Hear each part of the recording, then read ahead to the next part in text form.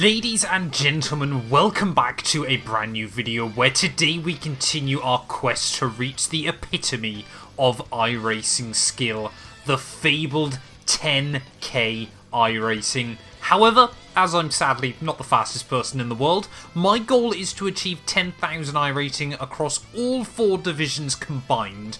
We are currently at this iRacing level, and can we continue to move closer to our goal? Let's do this thing.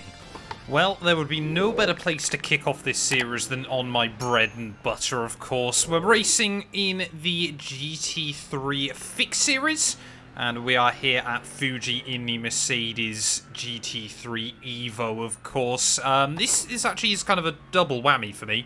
Not only is it the start of this series, but it is also practice for the Fuji 8 Hours, which I will be live on this channel this weekend. Live here and also live over on my Twitch. There'll be a link down in the description below. But yeah, sat around the 6,400 iRating mark overall. Hopefully we can try and kickstart this series with a net positive. But as mentioned, obviously we're going to be showcasing every single race, every win, every fail, and everything in between. Let's focus up though, ready for the start. And hope, of course, with a long run down in towards turn 1, that everyone is going to keep it clean and tidy. Would not be great to start this series with the car getting wrecked.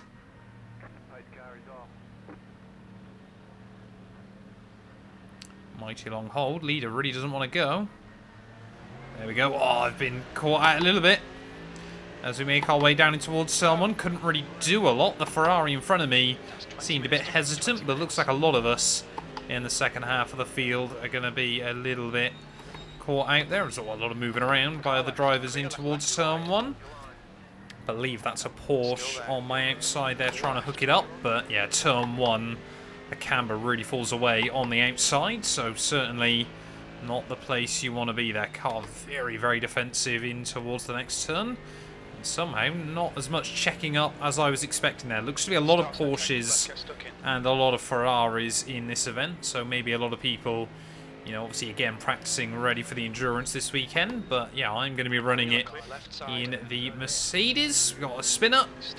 Whoa, and I've got a big wobble on the exit of the corner there as we try to put the power down. Got a slowdown penalty as well in the process. Hopefully we'll get rid of that by the time we get down in towards the hairpin. There we go. So navigated that slowdown penalty. Whoa, in the end, there's a lot of concertinaing up down in towards the chicane. Ferraris absolutely everywhere. It's just a swarm of Ferraris, it feels like, at the moment. Maybe they're a bit better through this final sector as we get down the inside. Another Ferrari gone. So clearly there is definitely still some moments happening. My spotter going absolutely mad at me early on. Oh, we got another 2 that have collected each other. Don't come back on the road. He's going to come back on the road, and we're going to have to go around him. Didn't know where he was going to spin. So 2x so far this race. That's a second slowdown. Excuse me. I don't quite know how I've managed that. Where I gained a second in all of that, I will never know. 2 very iffy slowdowns on this opening lap, and well, we've had a bit of a nightmare, haven't we? We are way down the order as we make our way back in towards turn 1. Luckily the car is still clean. But yeah, that's 2 very dodgy slowdowns on the opening lap of this race, and we're down to about P16, I believe. So yeah, really not the start to remember. Luckily it wouldn't be too big of an iRating hit, but of course we want to try and bring that iRating in the right direction. Also, would love for some SR as well. Need to try and get back up to my A license ready for next season.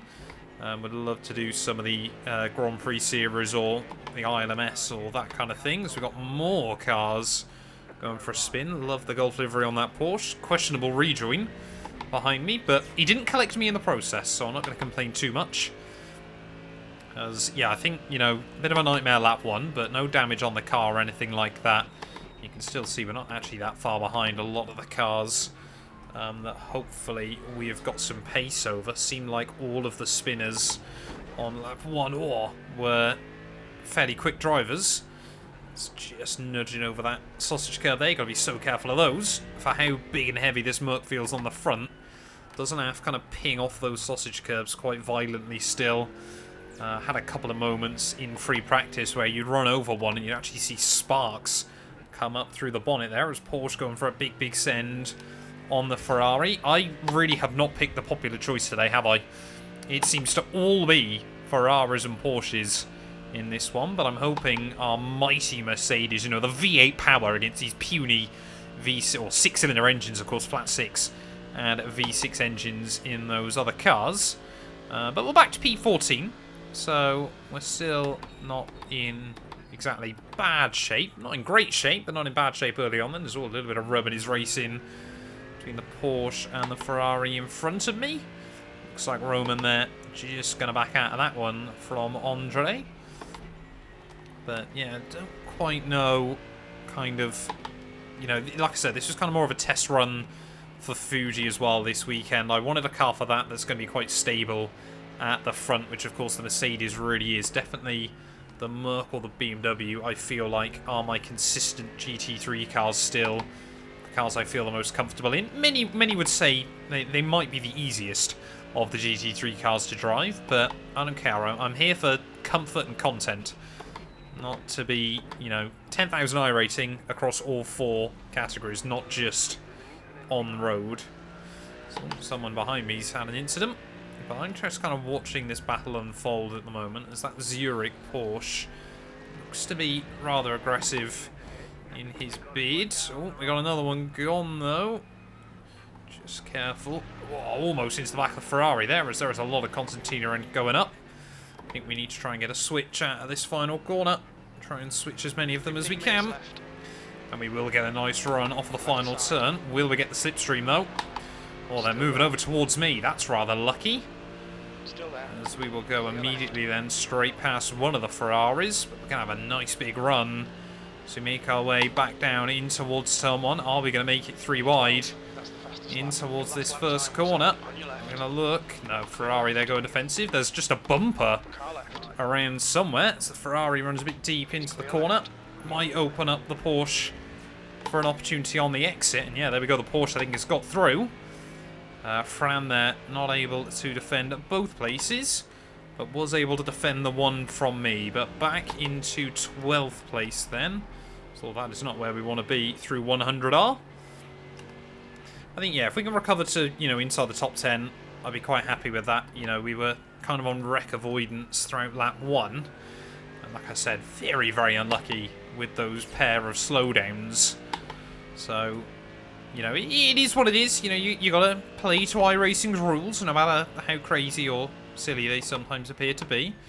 This Red Bull, yeah, it's definitely very aggressive, must admit. I do quite like that. I believe that is the KTM MotoGP livery on that Ferrari.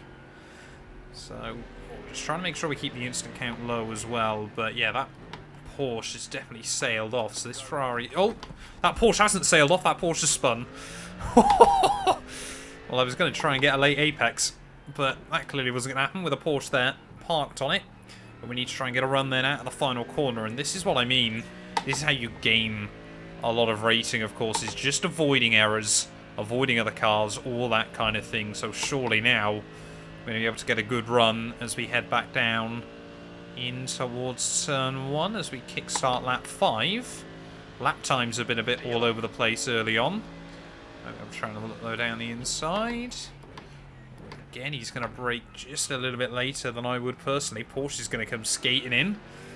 Luckily, not going to end up running too late on the brakes. But yeah, Fran is very confident back down in towards turn 1 there, which is frustrating for me because I keep trying to see if we can switch on the exit. But it's not quite happening for us. I think we need to just try and get a bigger run out of the final corner, or try and make, you know, force an error through the S's. That definitely seems to be where we're very confident relative to this Ferrari as well, because, you know, the other one I was eyeing up was potentially a move down here.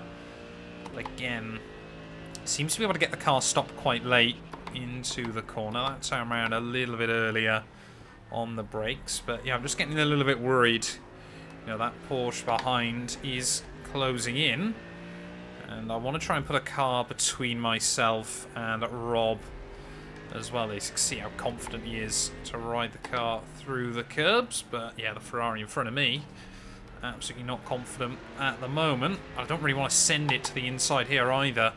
There we go. That's pretty perfect. Hopefully we'll be able to get a run out of the final corner. Oh, that Porsche! I don't know if you saw that in the rearview mirror. It looked like it high-sided there. Just completely went towards the sky. We're going to be even closer though to Fran this time round. We are in net iRating gain currently. That was wild though. That Porsche behind me almost back down into the 1 minute 40s. I want to try and get a good look as to where that curb is. Oh, down at turn 1. A little bit late on the brakes though. Got to get it slowed down. Luckily again though, Porsche unable to do anything behind. Ooh! A little bit of lag there. And the Porsche is going to get through. That's annoying. Just got a little bit of concertina up there from the Ferrari in front, so I had to stamp on the brakes and upset the balance of the car. Unfortunately, yeah, that is going to cost us a spot, but maybe if Rob and Fran can have a bit of a battle, I mean, we will try and take the double slipstream if we can. You're halfway home, got plenty of fuel. That's going to put us back into iRacing deficit at the moment. Choi in front seems to be struggling a bit, though. That gap, I feel like, was coming down before this incident. But yeah, Rob though got 2.2k iRating, so should be looking very, very racy here. That Ferrari is quick down the straights. I will give it credit. I mean, we're getting a double slipstream and not taking much out. It's just a little bit of a look again down at turn 1. This is great racing at the moment, but I'm just not able to capitalise. I think if we get back past Rob, I think Fran, our best bet is going to be on the exit of 100R. Just launch it to the inside in the brakes and try and work from there. As you can see, Rob, again, just a little bit of a mistake. We'll try and swoop in quite late and then cut back in. Allow the car to run wide on the exit for straight line braking, but not able to capitalise. Well, this time around, we got a nice run on this Porsche. Obviously, we'll get the double slipstream as well, which is wonderful. Rob's going to go defensive. We will try and take slipstream from Fran again. This is good battling at this stage of the day. You can see the Ferrari again is just going to sit half a car's width defensive. Try and hook it up around the outside if we can. Obviously we know how badly the track falls away. Put the power down. Still going to be side by side on the exit. We might just have the run. He's obviously going to try and back out of it right at the last moment. Oh, a little bit of contact. So we kind of felt like we met in the middle there slightly. We were the car in front, so it was our... I mean, we were on the inside as well, so it was definitely our corner. But maybe just a little bit of movement as we both try to adjust to each other's lines. Don't get another 1x. No! Track limits, watch those lines. And that is going to be us in big, big trouble. Definitely picked up some wheel damage. Steering still feels almost straight. Oh, no. We've got a meatball. That is our day ruined. Just had one wobble over the curbing. And we have paid the ultimate price here. Yeah, heading back down into our box. Can't even see our engineer out anywhere. But let's go have a look. 3, 2, 1. Right here. All the damage is repairable. Oh, 14 minutes of required repairs. It is all over here in Fuji. We'll have to go take a look at the damage. Well, as we head down in towards turn 3 then, just wanted to take a look. And yeah, we did kind of meet in the middle there. I think the Porsche was expecting us to take a slightly earlier apex than we did. We were definitely still moving, obviously, over back towards the racing line. But we basically had the entire car clear in front. And then as we make it through 100R there, actually nail the apex curb. Just get a slight slide there. And as you can see, the traction control kicks in, cuts the power. Steering, we just try and whack on the lock. And that is a painful moment into the wall in our very first race there. And yeah, some big, big damage on the car. Well, let's take a look then at our first incident. You can see the Porsche gets way too hot in towards the exit of 100R there. And, well, just sends the other Porsche to the shadow rounds. That's why we could see a place was lost there. Ferrari, you can just see there making his way out of the middle sector and just drops it on the throttle. A lot of Ferraris dropping on the throttle by the looks of things so far. Another one going for a spin on lap 1, and luckily he does a good job at staying out of the way. Porsches, side by side. No, they're not. Oh, that's some netcode. That is definitely some netcode there. Luckily, they were able to both keep going, but then they weren't. And this, as you can see, right to take evasive action at the final corner and picked up a 1 second penalty. Still not sure how I got that pen, but yeah, disappointing moment for them, but they're not going to be out of it. Another Porsche battle. It seems to be a lot of Porsches taking each other out at the moment, and that's just another really poorly timed one. I think he's only really got himself to blame there. Still not convinced on that rejoin. We were actually a lot luckier than I realised not to get taken out in that moment. Again, Porsche, big dive bomb down into the hairpin, just tags the Ferrari and the Golf Porsche again. We'll claim another victim there and tip him round. Ferrari making their way up in towards the final sector. And oh, there we go. It's Ferrari on Ferrari this time round. Not convinced what the white one was doing, but just completely sent it. Are we going to lose that bumper through the final couple of corners? It's still stuck on. It's still stuck on. Gets on the brakes. There we go. That bumper will end up flying away then. So that explains that bumper we saw down at turn 1. It was an incident in the penultimate corner. Well, taking a look then at our final race results, we did gain 0.09 SR there, but lost 79 iRating. Really was not the way we wanted to kickstart this series. Congratulations there to Jason, who won that thing. Led from pretty much, yeah, pole to the end of the race there. And will take a dominant win by just under 5 seconds from Sasha. But yeah, P19 out of 20 for us. We lost a lot of iRating in all of that. Unfortunately, we were the only car to have a proper write-off in that race, which is a rather big surprise. But yeah, thank you all so much for watching. If you have enjoyed, please do make sure to leave a like, get yourself subscribed, and yeah, we'll be back very, very soon with more iRacing content. A massive thank you to all of my YouTube members and my Patreon supporters for their continued donations to help my work. These things go much further than I think a lot of you ever realise and allow me to continue making content full-time here on YouTube. So if you want to support me from as little as £1 a month and be featured on all of these end clips, either click the join button next to the subscribe or head over to my Patreon. There's a link down in the description.